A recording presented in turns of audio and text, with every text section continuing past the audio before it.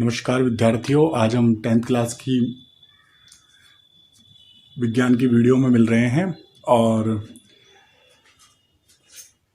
Welcome friends. जैसा कि आप सबको पता है कि हमारा अभी चैप्टर 8 चल रहा था और अभी वो पूरा नहीं हुआ है और आज हम चैप्टर 8 के भाग संख्या 6 में मिल रहे हैं। और इस वीडियो में मैं आपको जो बचा हुआ अपना अंतिम टॉपिकों की ओर चल रहे हैं, जो खत्म होने वाला है आज ही चैप्टर। देखिए, दैनिक जीवन में कार्बनिक यौगिक हमारे दैनिक जीवन में क्या काम आते हैं। कार्बनिक यौगिक, कार्बन से बने हुए यौगिक हमारे जीवन में कितनी उपयोगिता रखते हैं, इसके बारे में हम इस टॉपिक में पढ़ने वाले हैं, आज की वीडियो में देखने वाले हैं। वीडियो को पूरा देखें ताकि आपको समझ में आए। इससे पहले की वीडियो अगर आपने नहीं देखी है तो आप वो जरूर देखें।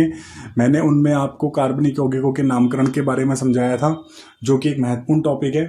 ठीक है, आज जो मैं आपको पढ़ाने वाला हूँ ये भी महत्वपूर्ण है, लेकिन कार्बनिक यौगिकों के नामकरण का जो टॉपिक था इस चैप्टर का सबसे महत्वपूर्ण टॉपिक था। देखिए, हम बात करते हैं CFC की। सबसे पहले कार्बनिक यौगिक आता है CFC। इसका पूरा नाम होता है क्लोरोफ्लोरोकार्बन। क्या नाम है इसका? क्लोरोफ्लोरोकार्बन। और ये जो क्लोरोफ्लोरोकार्बन है, क्लोरो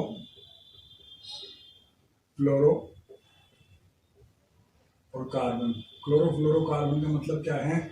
इसमें क्लोरीन गैस है, फ्लोरीन गैस है और कार्बन है, तो इसको कार्बनिक यौगिक कहते हैं।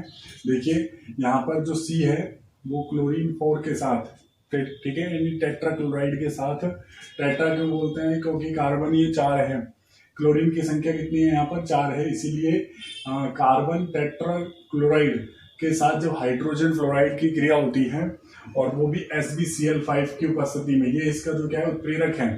आपने छठे चैप्टर में पढ़ा होगा उत्प्रेरक के बारे में, तो उत्प्रेरक के बारे में मैंने आपको बताया था। ये क्या है? इसका उत्प्रेरक है और इसकी उपस्थिति में जब ये दोनों आपस में मिलते हैं तो इस प्रकार की संरचना बनती है।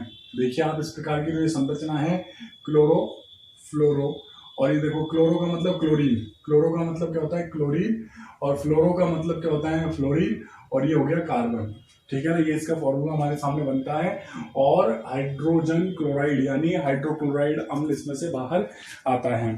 तो विद्यार्थियों, आपको समझ में आया होगा कि CFC का निर्माण कैसे होता है।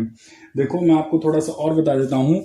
क्लोरोफ्लोरोकार्बन जो होता है, आपने सुना होगा AC और फ्रीज में इसको शीतलक के रूप में काम में लिया जाता है, यानी शीतित करने के रूप में, ठंडा वातावरण बनाने के लिए इसको काम में लिया जाता है। इसको फ्रियॉन गैस भी कहते हैं। आपको जरूर याद रखना है, 1 नंबर का एक प्रश्न बन जाता है कई बार कि इसको कौन सी गैस कहते हैं? इसको कहते हैं फ्रियॉन गैस। ठीक है, आजकल इसको इसी नाम से जाना जाता है, फ्रियॉन गैस, इसी से ही इसको आजकल जाना जाता है। ठीक है, अच्छा, इसके बाद देखो बात करते हैं, ये इन यौगिकों में क्लोरोफ्लोरोकार्बन और यानी फ्रियॉन गैस भी कहते हैं, और वो किससे बनती है? कार्बन के टेट्रा क्लोराइड की अभिक्रिया जब हाइड्रोजन फ्लोराइड की से हो जाती है, किसकी उपस्थिति में? SbCl5 की उपस्थिति में जब इससे हो जाती है तो फ्रियॉन 11 प्राप्त होता है हमको। फ्रियॉन कई प्रकार के होते हैं, फ्रियॉन 11, 12, 112, 113, ऐसे कई प्रकार के फ्रियॉन होते हैं। ठीक है विद्यार्थियों, अच्छा, अब इसका काम मैंने इसका बता ही दिया है आपको। दूसरे नंबर पर चलते हैं। दूसरे नंबर पर आपने इसके बारे में जरूर सुन रखा होगा पहले भी, CNG, और तीसरा नंबर पर आते हैं LPG। कई बार इसका पूरा नाम पूछ लिए जाते हैं पेपर में, तो आपको वो इसके पूरे नाम भी आने चाहिए। ठीक है, ज्यादा बड़ा कठिन नहीं है। Compressed natural gas, compressed natural gas का मतलब होता है इसको कंप्रेस करके सिलेंडरों में रखा जाता है, भरा जाता है, इसको लिखा जाता है संपीड़ित प्राकृतिक गैस, इसको कहा जाता है। इसका उपयोग क्या होता है? वाहनों में ईंधन के रूप में काम में लिया जाता है, वाहनों में ईंधन के रूप में काम में लिया जाता है। ठीक है ना, CNG का उपयोग। आगे बात करते हैं, LPG जो होती है ये लिक्विड पेट्रोलियम गैस होती है, द्रवित पेट्रोलियम गैस, इसको हम LPG भी कहते हैं। ये हमारे घरों में ईंधन के रूप में आती है। कहाँ काम आती है? घरों में ईंधन के रूप में काम आती है। ठीक है, एक बार बोर्ड के एग्जाम में प्रश्न आया था कि हम घरों में LPG काम लेते हैं और वाहनों में CNG काम में लेते हैं। अगर हम वाहनों में LPG काम लेंगे तो क्या नुकसान होगा? तो आप सोचकर बता सकते हैं। देखो कि जो LPG गैस होती है वो कैसी है? द्रवित है। अब ये द्रवित है ना, तो ये कैसे होगी? थोड़ी सी भारी होगी। ठीक है ना, भारी गैस है। और ये सीएनजी जो होती है, ये गैस कैसी होती है, हल्की होती है।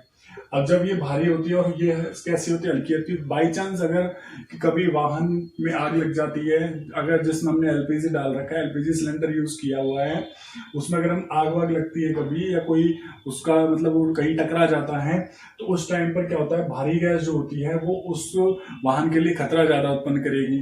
जो हल्की गैस होती है वो हवा में, वायुमंडल में जल्दी उड़ जाएगी, इसलिए वो ज्यादा हमारे लिए खतरनाक नहीं होगी। ज्यादा खतरनाक कौन सी होगी, ये वाली होगी, क्योंकि जल्दी आग को पकड़ेगी, और ये आग को जल्दी से नहीं पकड़ेगी। इसीलिए वाहनों में कौन सी गैस का यूज करना चाहिए, हमें सीएनजी गैस का यूज करना चाहिए।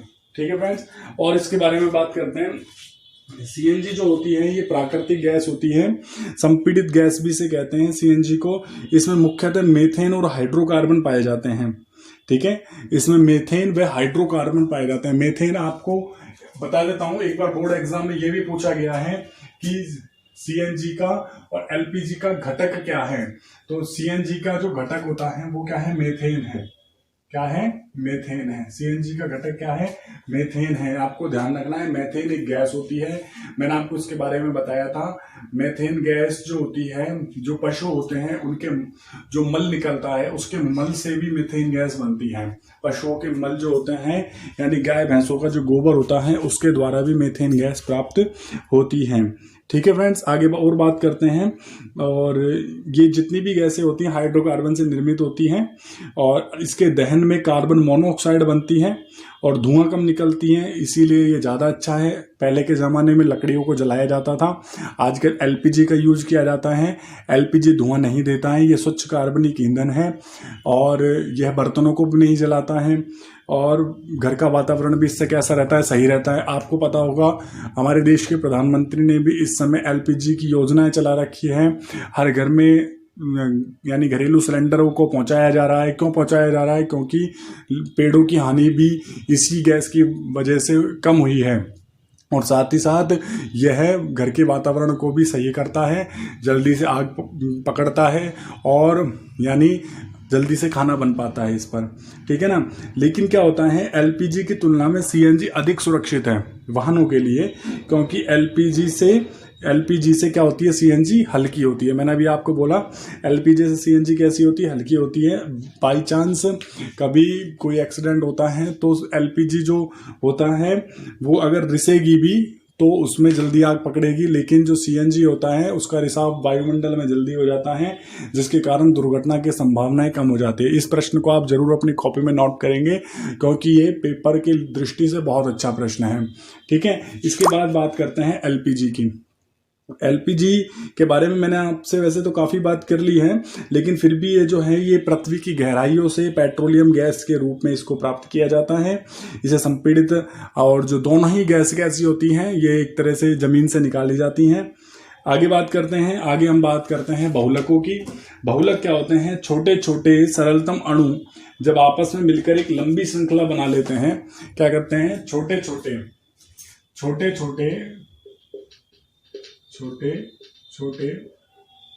एकलक इकाई, छोटी एकलक इकाई मिलकर जब एक बड़ी संरचना बनाते हैं,